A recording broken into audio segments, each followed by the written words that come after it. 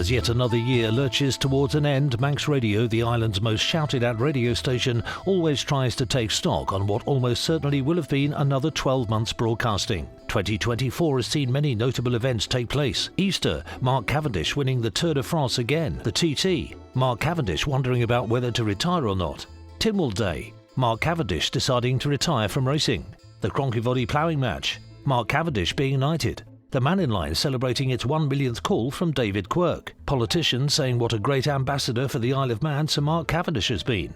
Hobtune, and the government deciding they won't erect a statue of Sir Mark Cavendish unless he's happy to pay for it himself. As usual, your nation station was right there with everything you needed to know, as well as lots you didn't, sometimes just days after the event. Meanwhile, the island as a whole and its much-loved grandees has been celebrating another year of remarkable events, anniversaries and achievements, helping to keep the island at the front of everyone's mind, particularly if they live here. Just a short list might include being at the centre of another top-class international finance scandal, plans for a new Castle Rushen High School being published in just 6 months' time, less than 12 years after it was first mentioned the building wasn't fit for purpose.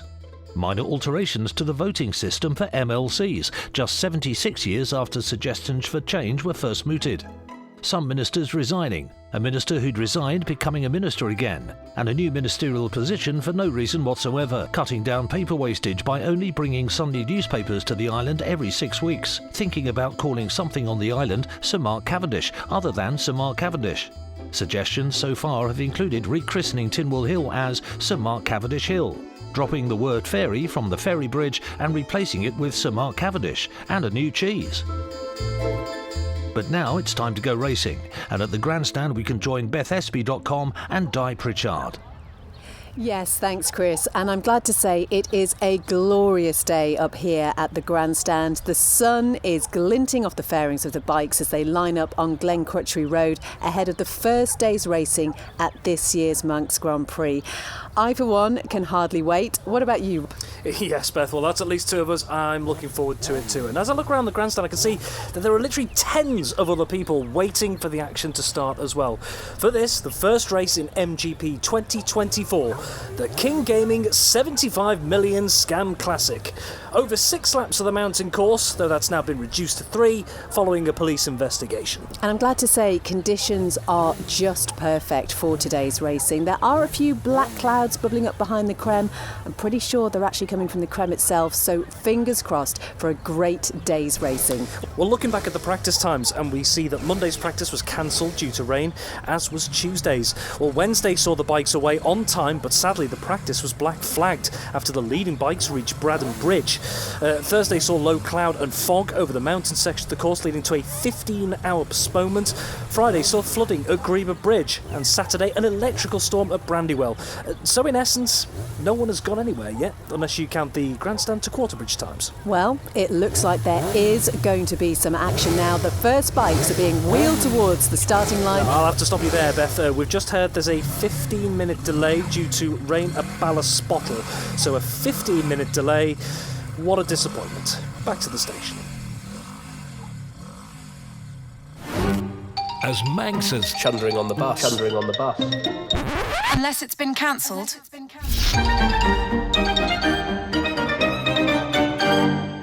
crowds of people flocked to Lord Street earlier today following reports that someone might have seen a bus.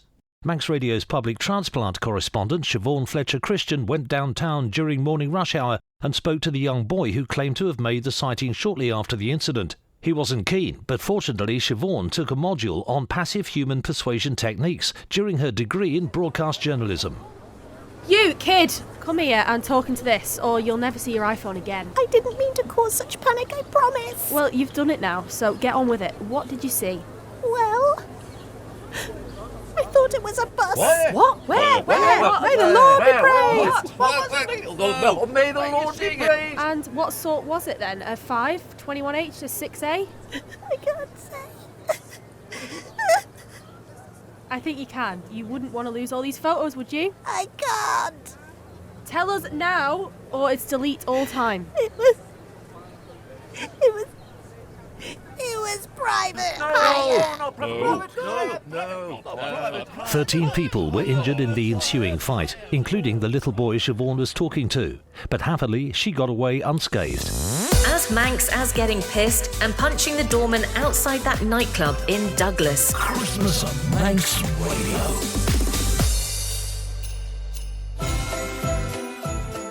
Ho, ho, ho! This is Santa. Have you been eating mince pies since early November? Already feeling more stuffed than a turkey and don't want another glass of mulled wine for at least another 12 months? Can't wait any longer to see what those prezzies are? Then come to Ramsey, where this year we'll be celebrating Christmas Day 48 hours earlier than anyone else. Yes, this year Ramsey Commissioners will be holding Christmas Day on the 23rd of December, just as the rest of you are getting ready for the big day.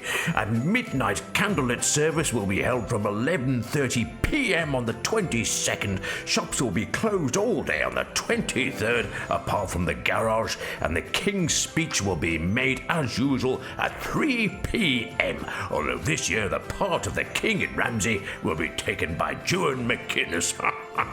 Ramsey Commissioners, where Christmas and everything else comes early.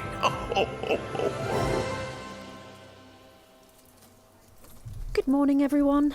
Welcome to this week's Manx Care Board meeting. Morning. Teresa. Morning. You okay? Yes, hello. Yeah. So, for anyone who doesn't know me, I'm Teresa Copeless, and the main issue on today's agenda is the same as it is every week.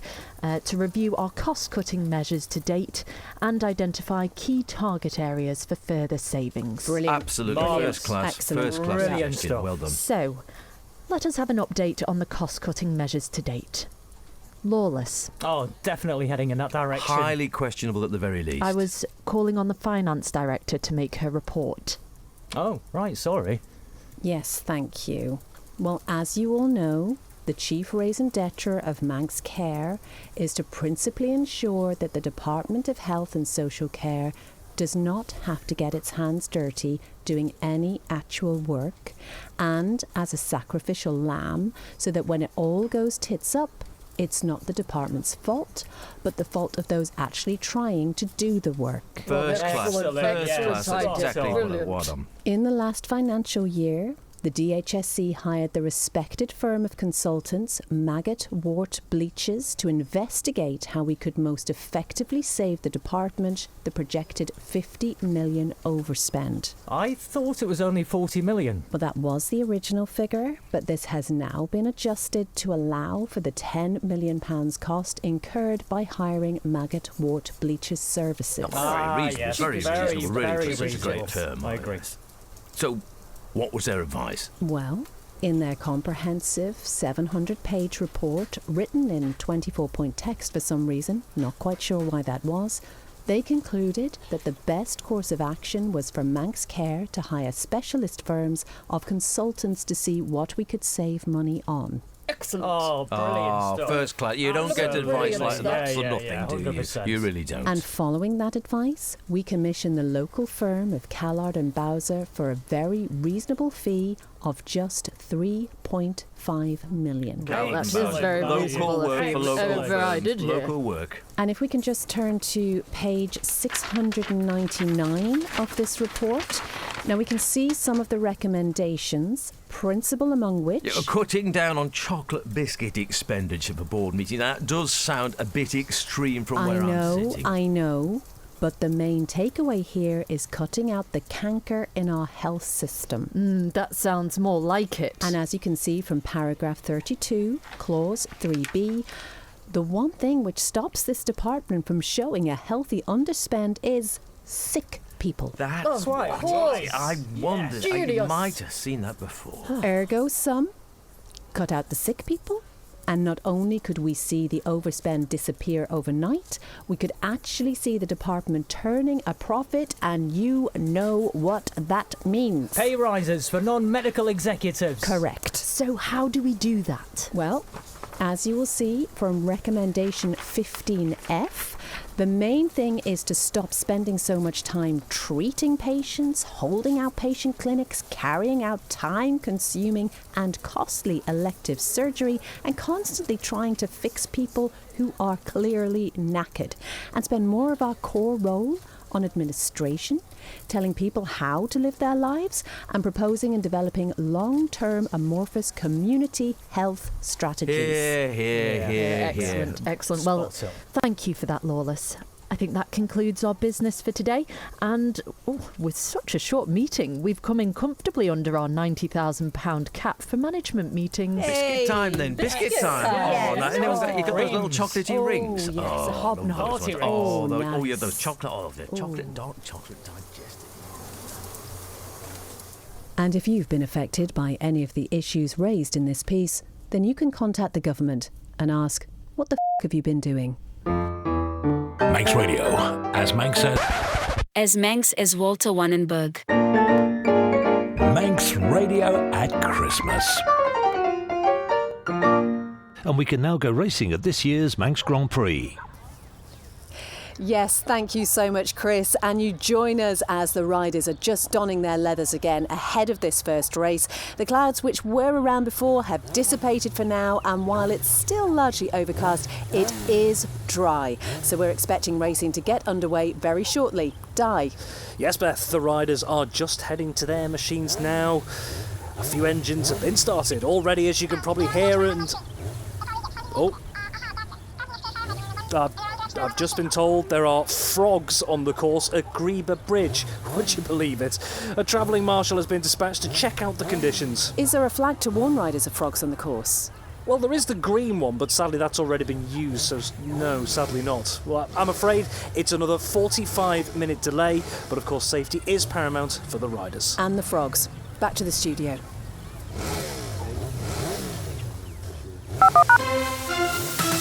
Manx Radio Bus Watch. Yes, and today's bus is the 3B in Ramsey, so if you're up that part of the world, do make the most of it. Tomorrow's bus is the 47H, that will be serving Regaby and Ballasalla, so wonderful for people who manage to get on that. And the day after, there'll be the 22B/1, which will be serving parts of Douglas, but not normally the parts you actually want to go to. Meanwhile, the DOI are asking people to consider using walking buses, exactly the same as real buses, only without the actual bus. Simply get together with a load of people you don't know, form yourself into a long line, or perhaps two lines, side by side, and just set off all together, walking along an agreed route to your destination.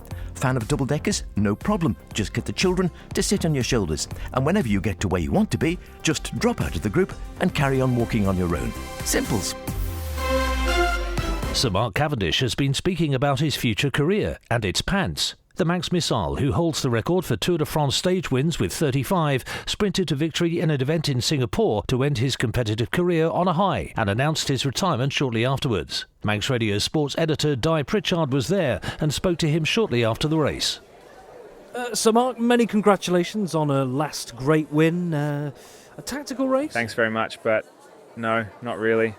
I stuck to my tried and tested method, honed in hundreds of races during my career and of course during my Tour de France victories. Which is? You know, don't fall off the bike and pedal a little bit faster than everyone else. Amazing. I mean, so the question everyone wants to ask, so I'll ask it, is where to now for the Manx Missile? I could do with a shower and putting on some looser trousers. Me tackle is squashed as a bulldog's face.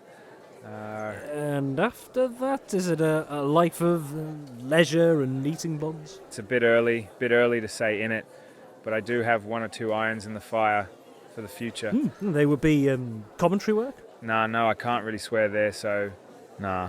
Bike design, working with one of the top manufacturers to construct new bikes in graphene, say, or nanocarb. I'm looking for new challenges, you know. No, it's underwear. I'm sorry? Lingerie. You know, women's underwear, right? Personal attire and night clothes, that sort of thing. Right. For women athletes? No. Well, not really.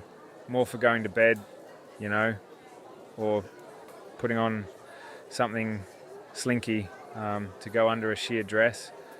Plenty of décolletage, though. Right. That seems quite a departure from the world of professional cycling and explosive sprint finishes? I've loved doodling designs for new underwear for years now. You know, when you're like decompressing after a long stage and having to carry on pedaling for miles on those bloody rollers. To be honest though, riding in the peloton for hundreds of miles is actually as boring as it looks. The only real distraction you have is going for the occasional piss. You need to keep your mind sharp. For me, that was the world of basques, like slip dresses and plunge teddies made from Manx silk. That's really something different. Nah, not really, you know, plunge teddies have been around for ages.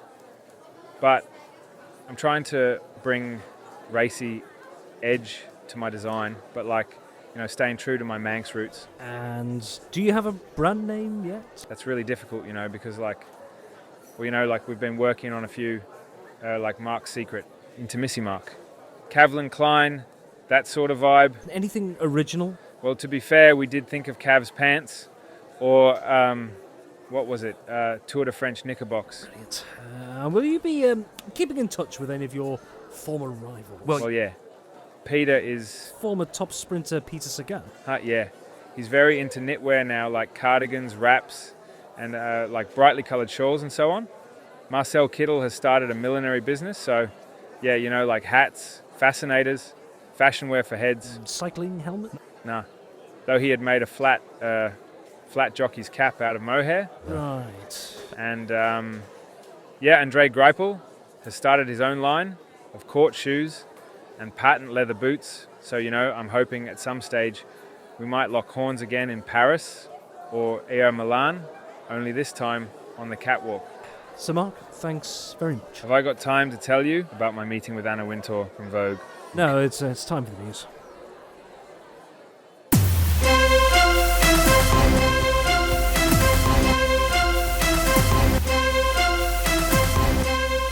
Manx Radio News again. It happens on a regular basis and doesn't really change that much. So don't worry if you can't be asked listening to this one, there'll be another, very similar one, along shortly. I'm Lewis Fosterchild. A new organisation is to be set up to try and fix the organisation which was set up to fix the health service. Manx Intensive Care was set up several years ago to improve service delivery in the Department of Health and reduce the overall costs, but sadly has actually managed to spend more. Chief Minister Alfred Cannonfodder says he can't understand why, after employing yet more consultants and specialists on short-term six-figure contracts to tell the government how to be more productive yet save money, the overall cost of the public sector has gone up dramatically. Mr. Cannonfodder is described as being pretty pissed off. After several opportunities to see the Northern Lights earlier this year, island residents will now have another reason to stare into an empty void in search of something exciting happening. The House of Keys is reconvening after its 6-month summer recess. And there's also a rare opportunity to see something even rarer than the aurora, as a sitting of the Legislative Council is also due to take place. Our political correspondent Philly Gaughan says there's an excellent opportunity for members of the public to catch a glimpse of some MLCs over a window of a few hours, as after that they'll disappear again for another 95,000 hours. The Minister Without Purpose has been defending his new role in the House of Keys. Tim Buggerall was moved from infrastructure for a second time during a recent rearrangement of the deck chairs on the Titanic. Having made vast savings in infrastructure, chiefly by not doing anything, Mr. Buggerall is now being asked to apply a similar technique to his new role. His new appointment will see him in charge of nothing, with no staff or budget, in a position which Chief Minister Alfred Cannonfodder says is ideally suited to Mr. Buggerall's great ability to stand up and read endless press release waffle written by civil servants. This totally superfluous position is seen as being critical in enabling Comin to streamline efficiencies and make vital savings. A meeting to discuss alternatives to the Axt 28 bus service has heard several possible alternatives. Several public meetings have been scheduled since the service, which took up to 3 tourists a day down to Cregneash to look at seals and eat baps, was scrapped.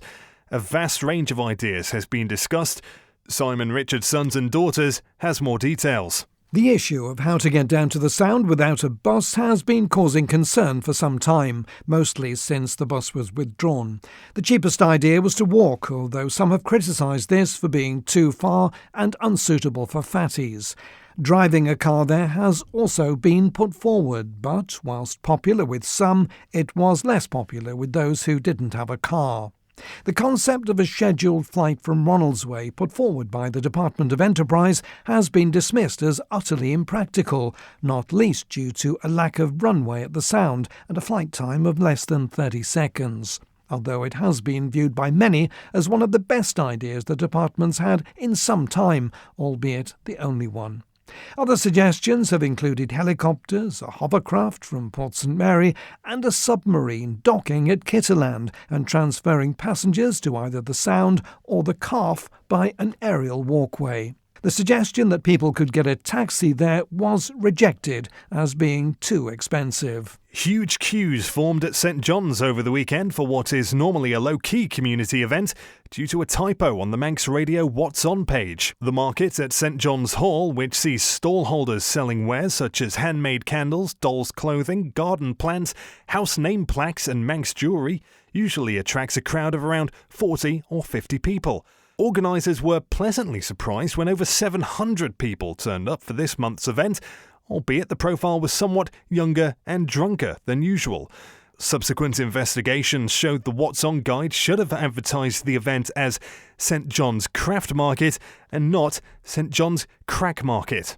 And now I do believe the frog situation at Greba Bridge has been cleared and we can now go racing at this year's Manx Grand Prix.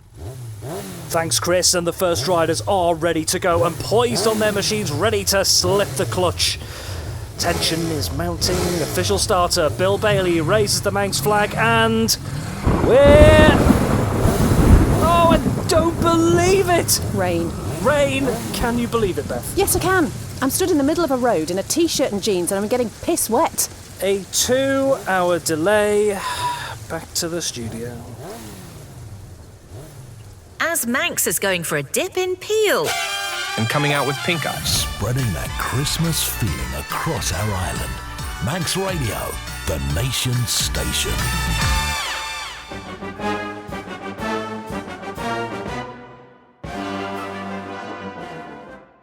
Hello, I'm Tim Glovepuppet, MHK. For now, as you all know, I'm never backwards in coming forwards when it comes to blowing my own trumpet, and having the brass neck to stand up in the House of Keys and put forward motions which everyone else has thought about, but rejected as being a waste of time.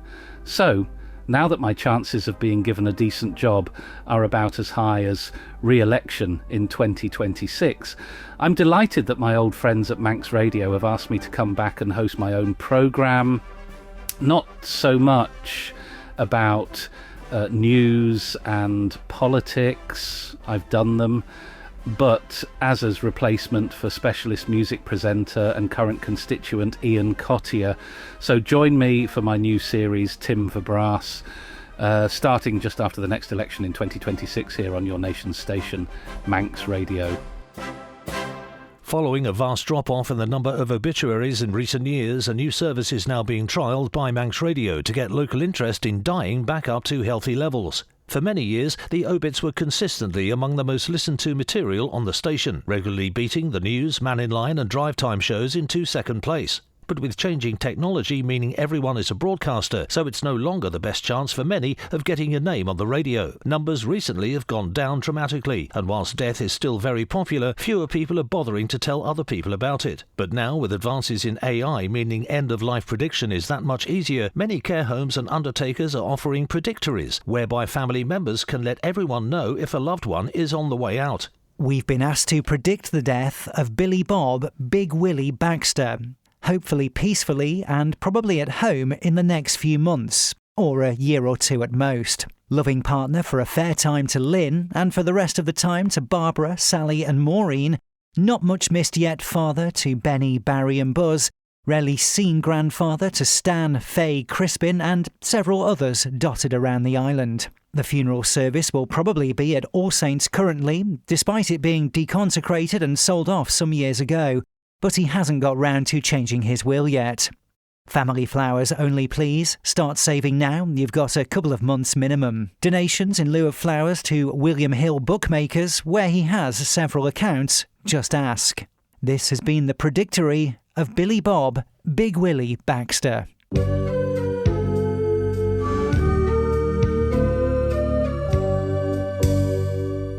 And some news just in via India. The Isle of Man Bank Penny Mobile Bank is actually mobile today. It's been off the road for 6 months after suffering a lost wheel nut. Today it's aiming to get all the way from Peel to Kirkmichael. The sound of subvention.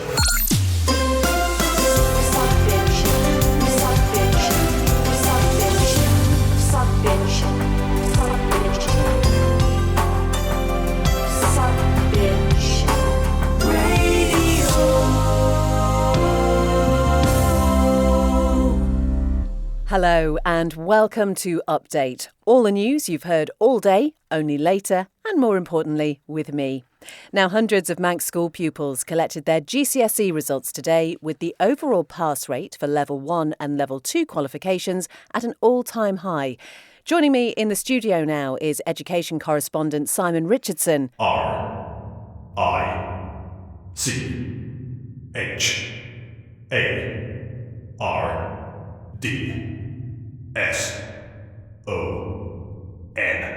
Yep, that's him. So, Simon, what's the score? Well, Beth, the overall pass rate for them students who collected their results today shows... Those. What? It's those students, not them students. Oh, sorry. The pass rate for those students who collected their results today, 1,000 in total, shows the overall pass rate for Level 1 and Level 2 qualifications stands at 980 of those 1,000 students, or 90%. 98%. I'm sorry? It's 98%. 980 out of 1,000 students is 98%. Yes. That means the vast majority scored an IGCSE result between A** to G or equivalent. A*. It's A* to G. The number of pupils obtaining an A* to C grade is up 1% on last year at 75%. Well, I don't know, Simon. You tell me. This is your job. Meanwhile, those earning the highest marks between A* and A is down a percentage point to just a fifth of all those who entered, or 25%. It's 20%. A fifth is 20%. 25% is a quarter, isn't it? Yes. So, the Department of Education says the early indications show that around half of 16-year-old school leavers, that's 75%... No, it's not. That's 50%. ...will continue their education in sixth form, with a further 40% taking up a course at University College Isle of Man. Though with increasing tuition fees, many will have to loan the money for the course off their parents, if possible. Borrow. They will have to borrow the money off their parents, if possible. Did you get any GCSEs, Simon? Of course. How many? 1. What in? Canoeing. Education correspondent Simon Richardson there. RICHARDSON. An onshore wind farm in the south of the island would be useful for making electricity, but would definitely be bigger than previous windmills on the island, which were used to grind wheat. Now that's from the chief executive of Manx Utilities following a series of public meetings. Phil King Gaming admits the closer you are to the windmills, the bigger they will look, and they will pose a risk to birds, he says, particularly those which are blind, deaf or a bit old and not able to fly very high. He made the comments at one of the many public meetings where members of the public were able to come along and have a good whinge. John Moskins was there and has this reporting. Clearly, for those living in the south of the island, particularly the same field as the wind farms, the turbines will appear almost life-size, so are likely to cause more problems than those living in, say, Bride, where they'll hardly be visible at all, not least because of all the hills in the middle of the island.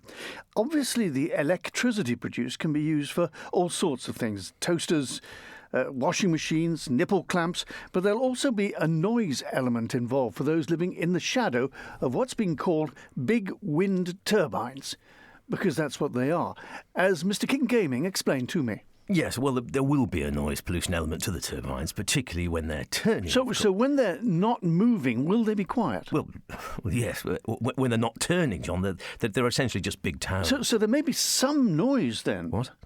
There may be some noise of the wind whistling through the towers, like a lot of tall metallic trees on a blowy day, like a sort of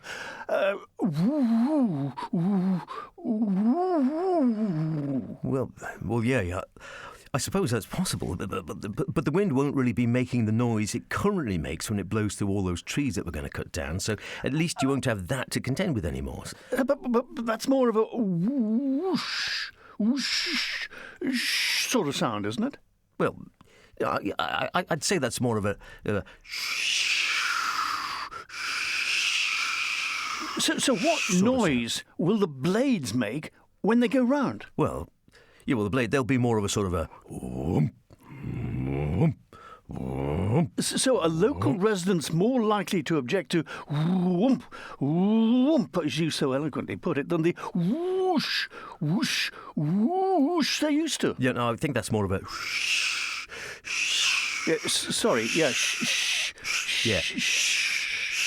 That's it. Yeah. I suppose... Thinking about it, I mean, that is the million-dollar question, isn't it? It is the lower frequency more annoying than the usual higher frequency. Could you possibly mask the tower frequency sounds by planting some more trees in the area when you're finished, so that they'll make the whoosh whoosh sound? Sorry, shh. At the same time, only lower down the valley than the whoomp, whoomp noise. Well, that's not something that's really been considered at this stage, if I'm honest. Try it now and see what the listeners think. If I play the trees and you play the wind turbines... No, this won't work. So, shh.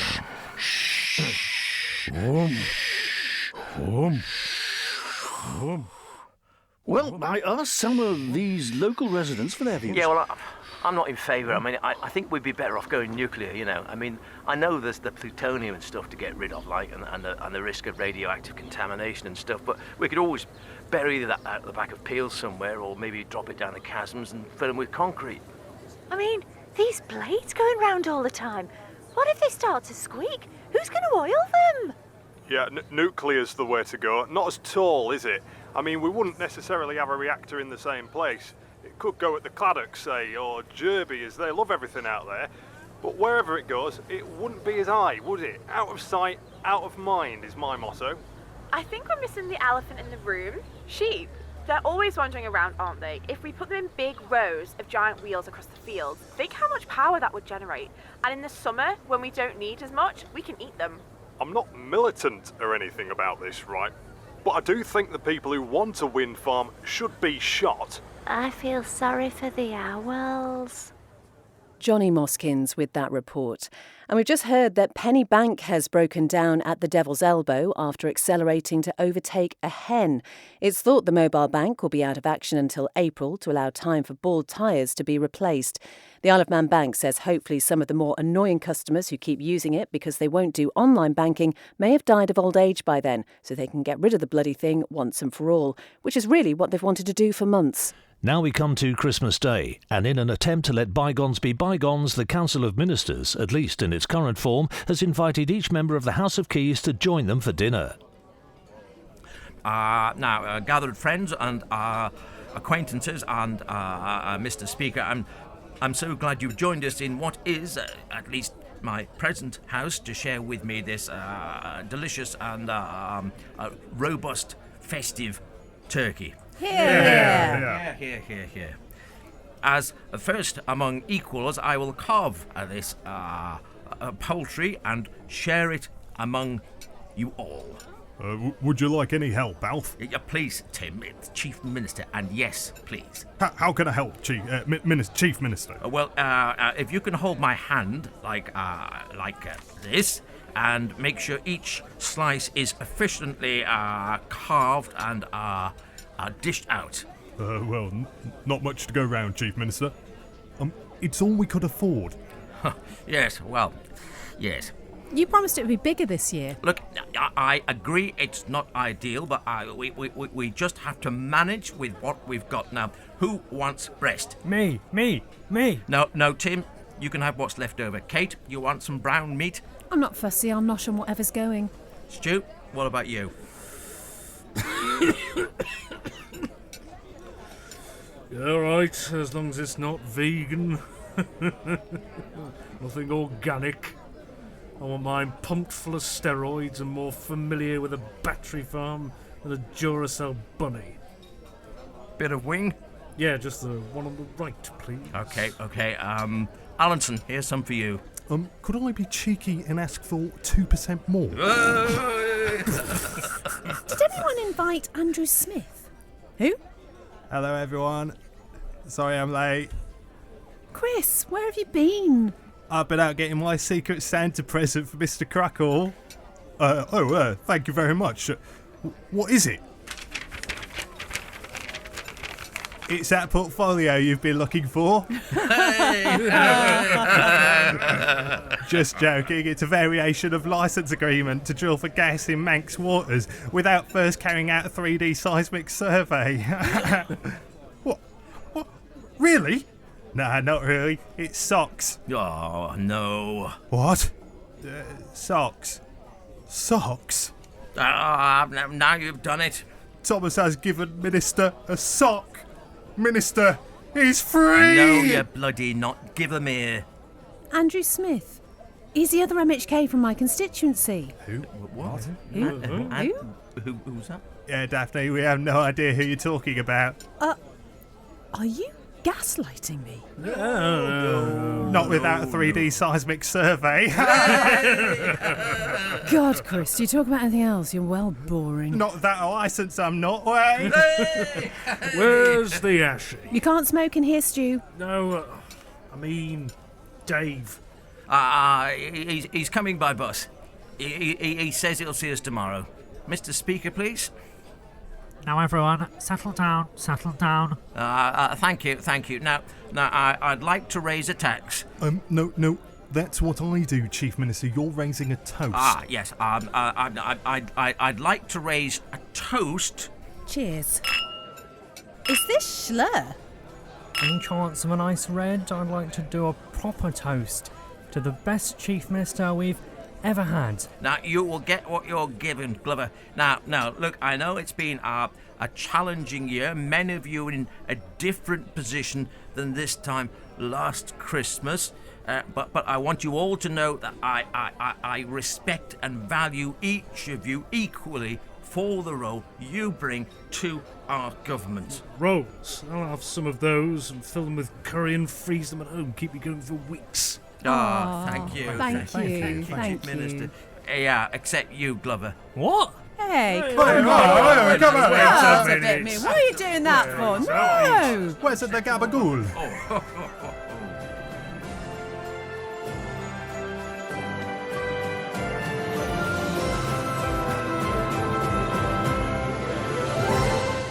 And I believe we can now return to the grandstand, where hopefully the weather has improved and we can go racing at this year's Manx Grand Prix for possibly the first time. Are you there, Beth? Yes, I'm here.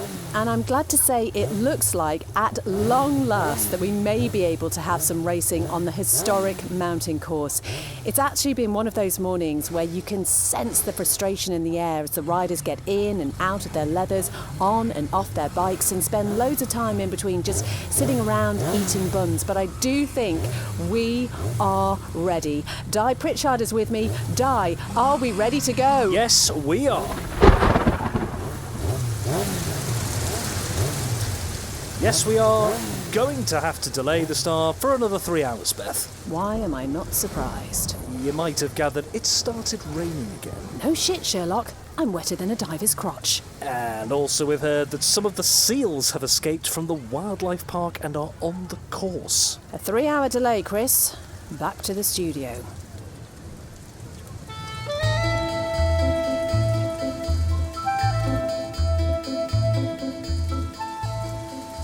It's Christmas Again was written by Edwina Roach and Fertile Sows and was performed by them, along with Islamic Whirls, Rash Injections, Phoebe Pease, Basil Richthofen, Josh Noms, Angel Whip, Barney Ethel, Ninja Ostriches, Annie Shaver and Lush Lyrics. It was a lastminute.com Old Parsnip production for Manx Radio. and as usual was finished late and with too many swear words, which we forgot we can't broadcast. Hopefully we took them all out, otherwise we're f***ed.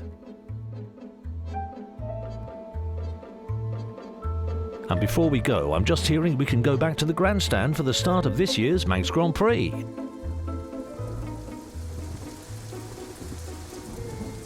For f***'s sake.